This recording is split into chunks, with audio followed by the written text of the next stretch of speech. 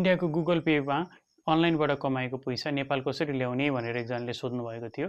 यसको लागि चाहिँ अब खासै अप्सनै छैन। अलिक धेरै एमाउन्ट छ भने चाहिँ तपाईँले अब ब्याङ्कको थ्रु अहिले भर्खरै खुलेको छ। कसरी पठाउने भनेर मैले बनाएको पनि छु। त्योबाट तपाईँले गर्न सक्नुहुन्छ। त्यसको लागि चाहिँ तपाईँलाई अब चार्जै 400-500 लाग्ने गइरहेको छ।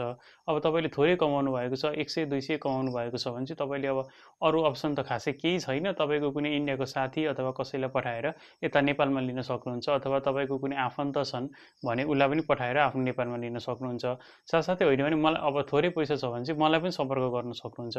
100-200 छ भने हजुरले मेरो इन्डियनमा पठाइदिएर म हजुरलाई नेपालीमा पनि दिन सक्छु। तर यसमा चाहिँ फेरि धेरै कुराहरू चाहिँ गर्नु मिल्दैन। थोरै 100-200 सम्म छ भने चाहिँ म हेल्प गर्न सक्छु। यसको लागि चाहिँ मलाई टेक्स्ट गर्नुहोला अथवा यो भिडियोमा कमेन्ट गर्नुहोला।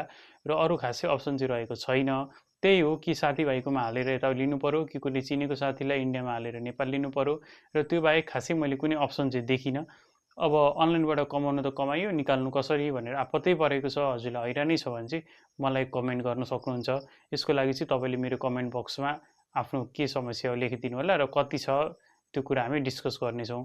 र 100-200 सम्म छ भने चाहिँ म हजुरहरूलाई मिलाइदिन सक्छु। अब त्योभन्दा धेरै नै एमाउन्ट छ, 400-500 छ भने चाहिँ म केही पनि गर्न सक्दिनँ। हजुरले आफै कि इन्डिया बोर्डर गएर त्यो पैसालाई विथड्र गरेर लिएर आउन सक्नुहुन्छ, अथवा अब नेपालमा एक्सचेन्ज गरेर लिन सक्नुहुन्छ।